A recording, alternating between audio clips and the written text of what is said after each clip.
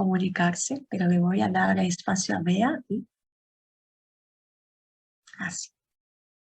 Muchas gracias, ¿eh? Vale, yo voy a coger el testigo de Mireia y de Ale porque creo que me han abierto el camino al tema que vamos a ver ahora, con el que voy a compartir con vosotras. La mirada materna. Y luego dos palabras que pueden resultar como muy chocantes, ¿no? Culpabilidad y duelo. Para poner un poco de contexto científico, os voy a hablar de la teoría polivagal de Stephen Porges, es un neurocientífico que une la neurociencia con la psicología y con la biología evolutiva. Él explica cómo el sistema nervioso autónomo controla las reacciones y los comportamientos de personas afectadas por experiencias traumáticas, como pueden ser agresiones sexuales, acoso en el colegio y traumas que están asociados a un diagnóstico y a su tratamiento. Esta teoría lo que hace es incluir el nervio vago como elemento del sistema nervioso parasimpático. Es decir, tenemos nuestro sistema nervioso autónomo, simpático y parasimpático, y lo que hace es incluir el nervio vago como elemento dentro del sistema nervioso parasimpático y considera que existe como una jerarquía de respuestas integradas en nuestro sistema nervioso autónomo que se da en 3 pasos. Aquí en esta escalera es como muy visual. La primera que se activa es la respuesta del sistema más evolucionado, ¿vale? Que sería el sistema vagal ventral, que genera estados de calma, respuestas de seguridad, de conexión social. Es el sistema más joven, que se activa ante dificultades, ¿no? Para poder lidiar con ellas. Es decir, me siento conectado con el mundo, estoy aquí, estoy seguro. Poco a poco a lo mejor os va resonando cada uno de estos sistemas con alguna figura que veis en consulta de nuestro sistema familiar y de nuestro sistema terapéutico, ¿vale?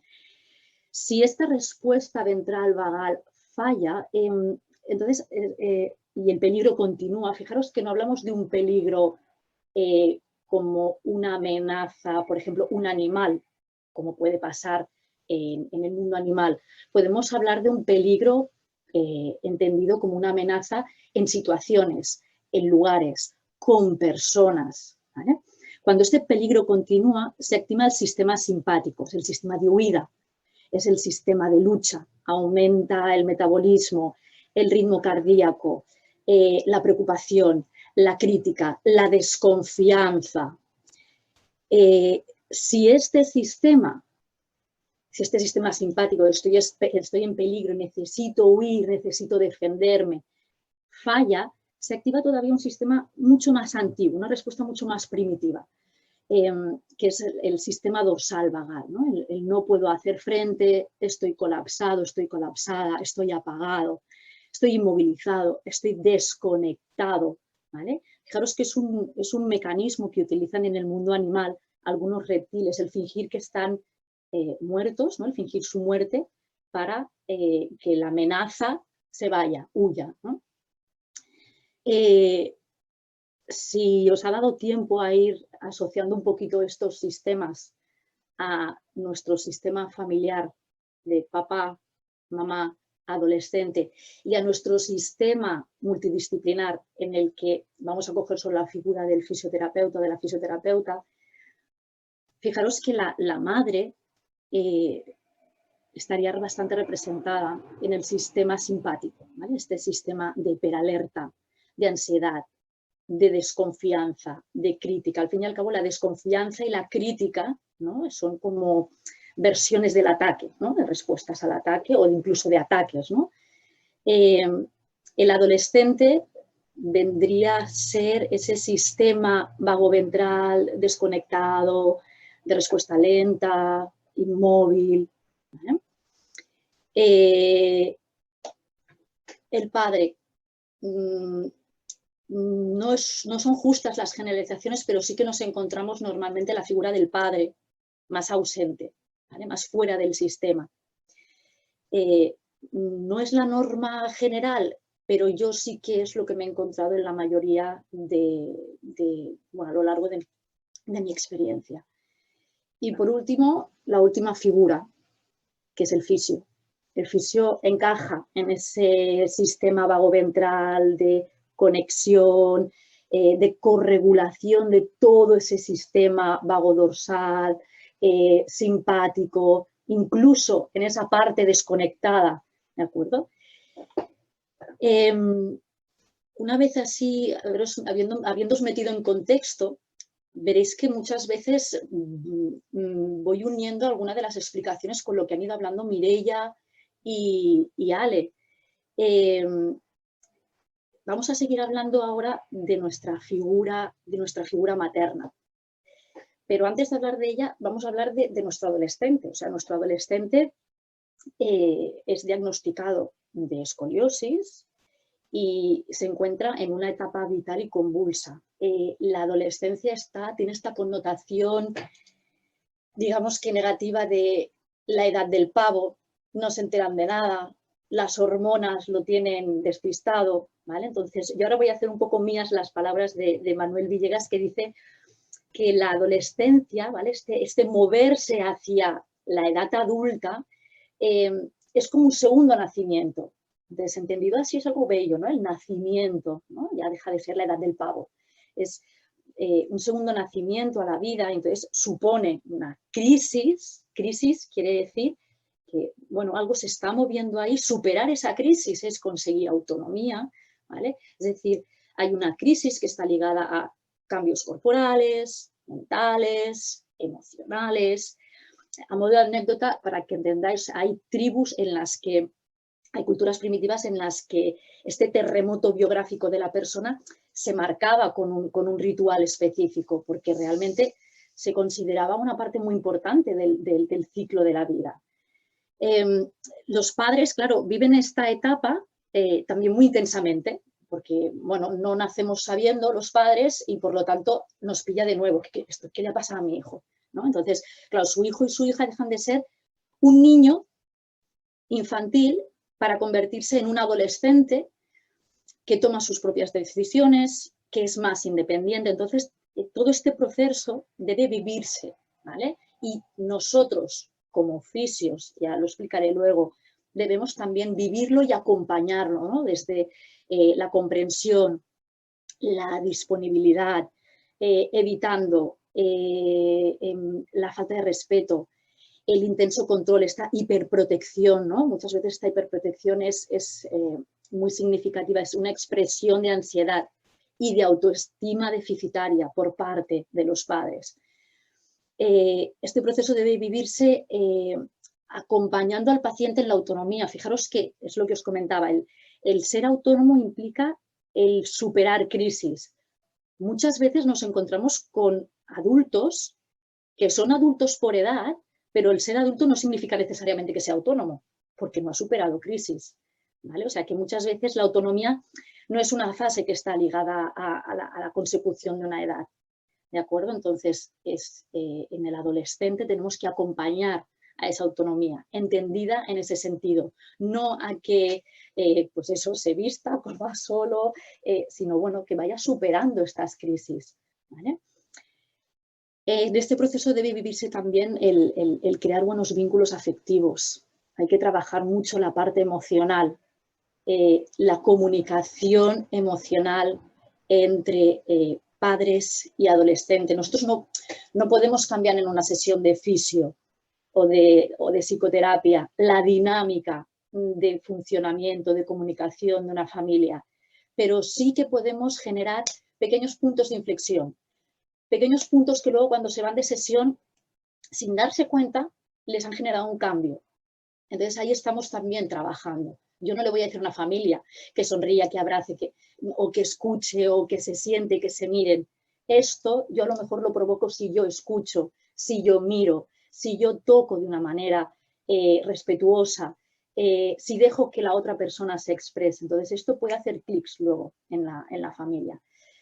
De nuevo, este proceso se vive desde la comprensión, la disponibilidad, el crear buenos vínculos, el cultivar esta autorregulación, es decir, el respetar el ritmo del adolescente, este adolescente que está en esta edad del pavo, pero está en este segundo nacimiento, ¿vale? Es una palabra muy bella.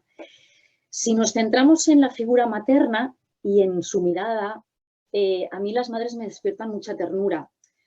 No paternalismo, que es diferente, porque entonces yo caigo en esa sobreprotección, ¿no? De mirarles de una manera como queriéndolas proteger y meterlas en una burbuja, y al adolescente no, hay que evitar eso también. O sea, una cosa es el acompañarlos, el mirarlos de una manera, pero sin llegar a ese paternalismo. En esa madre vemos como una mirada, pensarlo, yo comparto con vosotras estas palabras, una mirada ansiosa, mapas conceptuales, mapas de significado cargados de culpa, connotaciones negativas hacia la escoliosis de su hija. Está deformada. Yo he llegado a oír de una madre, es que la veo y es que me da asco, es que su columna, es que no puedo mirársela. O sea, ella misma mira con cierto desagrado la espalda de su hija, y su hija está al lado. Entonces, ¿qué es lo que sucede cuando tenemos estas connotaciones en el lenguaje, este lenguaje verbal, este lenguaje no verbal, en el que se expresan estas palabras, ¿no? De deformidad, de feo, esta sobreprotección expresada con la acción, esta crítica, ¿no? Luego esta ansiedad generada por, es que mi hija tiene 30 grados, es que fíjate, es que mira cómo se le va la pelvis, es que no le queda bien la ropa. Ante el diagnóstico de una escoliosis, cuando es necesario un tratamiento basado en la evidencia como es el corsé y acompañado por unos ejercicios, es fundamental la disciplina, la constancia, la implicación del adolescente. Entonces, esto hace que muchas veces los padres, al no reconocer estas ideales características en sus hijos, tienden o a sobreprotegerlos o al contrario les echan la caballería encima. Mi hijo, esto, el corsé, esto, los ejercicios, imposibles. Esto no lo va a hacer mi hijo, si es súper poco constante, es un despistado, es como, bueno, tenemos como dos extremos, ¿no? Dos soportes diferentes emocionales. Entonces, estas situaciones, quiero pensar que a vosotros os resultan familiares, se dan en consulta, entonces son comprensibles, son comprensibles. Vienen muchas veces o con un exceso de información mal gestionada, con una falta de información, con una incertidumbre. Entonces existen estrategias para poder trabajar, para llevar mejor estas situaciones, y es necesario que el equipo multidisciplinar esté ahí para hacer formar parte a los adolescentes del proceso, y los padres deben entender que los adolescentes forman parte de ese proceso y ellos también, ¿vale? Pero el adolescente es nuestro protagonista y los padres acompañan desde su figura de padre, ¿vale? Os hablo de todas las connotaciones negativas, ¿no? que va generando esta mirada materna. Os hablaba de la culpabilidad. A menudo, por ejemplo, los padres ven en los hijos como una segunda oportunidad para ser lo que ellos fueron, o incluso viven los hijos como una extensión de ellos mismos. Los padres, y me centro en la figura materna, en esa mirada materna, porque sí que es verdad que en mi experiencia está más presente la madre en las sesiones. Los padres, la madre, la mirada materna, suelen ser un soporte muy importante, pero ese soporte puede ser o negativo o puede ser positivo. Si nosotros conseguimos gestionarlo bien, podemos conseguir que este soporte negativo cambie, ¿vale? Entonces, soporte negativo, por ejemplo, las madres, ¿no? Que son excesivamente ansiosas, críticas, desconfiadas, que están obsesionadas con ese ángulo COP, con esa cadera que se va, que usan mecanismos de negación, pueden facilitar incluso una actitud de rechazo del adolescente hacia el tratamiento. Las madres con escoliosis.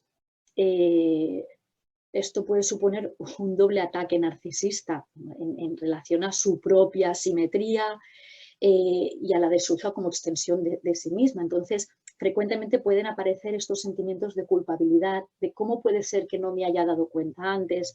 Se llegan a sentir y a creer, ¿vale? Que son malas madres genéticas. Luego nos encontramos pues, con esta incertidumbre, ¿no? Con esta falta de información. Es que vengo a pedir una segunda información porque vengo de un médico que me ha explicado y no he entendido nada. Lo que nos pasaba, ¿no? Me han explicado con lenguaje técnico y yo no entiendo si mi hija, pero se va a curar. Nosotros hemos llegado a oír pacientes que nos decían, es que el médico me ha dicho que mi hija se va a quedar en una silla de ruedas. Entonces, claro, esta información o desinformación o falta de tacto a la hora de comunicar por parte de el mundo sanitario está negativamente relacionada con la capacidad que tenga luego el adolescente de afrontar ese tratamiento y los padres, ¿vale? Por ejemplo, el tratamiento del corsé puede aumentar la dosis de ansiedad en los padres de los adolescentes. Nosotros nos hemos encontrado a una familia que cuando llegaron a una primera visita se les explicó, se hizo una psicoeducación, se les explicó el mecanismo de la escoliosis, qué se iba a hacer, se iba a iniciar un programa de ejercicios específicos y se nombró el corsé. Porque si esta escoliosis es progresiva, porque puede ser el caso en el que progrese, a lo mejor se tiene que utilizar el corsé. La primera reacción de los padres fue, el corsé es nuestra última opción. Y esta máxima la mantuvieron durante todas las sesiones de fisioterapia, se hicieron sesiones de fisioterapia y al final esta escoliosis progresó. Y progresó mucho en muy poco espacio de tiempo. Y la adolescente tuvo que llevar corsé. Se tuvo que trabajar con la adolescente y se tuvo que hacer un trabajo muy, muy intenso con los padres. Pero no os lo podéis imaginar. O sea, se gastaban muchas más energías en los padres. Además, eran dos padres que llevaban la ansiedad por direcciones diferentes. O sea, no se escuchaban y no nos escuchaban. Entonces, fue muy complicado. Por otro lado está esa parte, ese soporte positivo. O sea, si la madre, vuelvo otra vez a centrarme en esa mirada de la madre porque es la que suele estar más presente en las sesiones de fisioterapia. Si la madre es capaz de entender correctamente las explicaciones de los médicos, va a apoyar de manera mucho más positiva todo el proceso del adolescente. Fijaros que sí, o sea, nosotros nos damos cuenta que la actitud de las madres hacia el diagnóstico de su hijo, no hacia esta escoliosis diagnosticada, está muy fuertemente relacionada con la actitud que los hijos tienen ante el diagnóstico. Ya os hablo del duelo de los padres, del duelo de esa madre.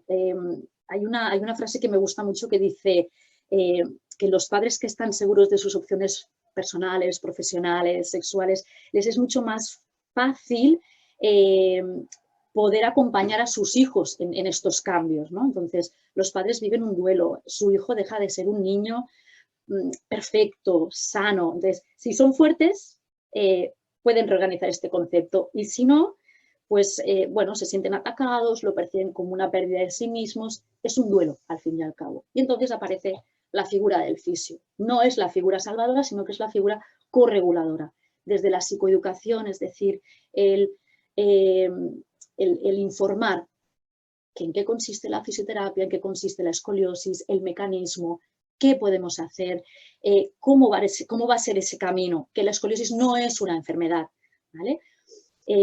Lo hacemos desde el respeto, de nuevo, como lo hacen los padres, desde la disponibilidad, desde la comprensión, desde acompañar en la autonomía, y lo hacen con el acompañamiento, acompañando con diferentes técnicas, con nuestras sesiones de fisio, otras formas de expresar el cuerpo a través del movimiento, a través del dibujo, a través de la escritura, a través de la música, de la relajación, de la psicoterapia emocional, del trabajo con los padres. Yo creo que ya para terminar, todas sabemos y tenemos muy claro que la escoliosis no es una enfermedad, entonces nuestra manera de convivir con ella, ¿vale? y nuestra actitud hará que, bueno, que esta experiencia, que esta parte de la vida que le ha tocado vivir en este ciclo en concreto, sea más fácil de llevar. Yo, a lo largo de mi experiencia, he descubierto que las palabras pueden generar salud y acompañar en los procesos vitales, pero que también pueden quitar salud, ¿vale? O sea, pueden hacer que te sientas perdido. Entonces, hay que saber qué decir, pero yo creo que lo importante, yo creo que todas sabemos que lo importante es cómo decirlo, acompañando la palabra con el gesto coherente. Así que gracias por vuestra mirada y por vuestra escucha activa. Merci.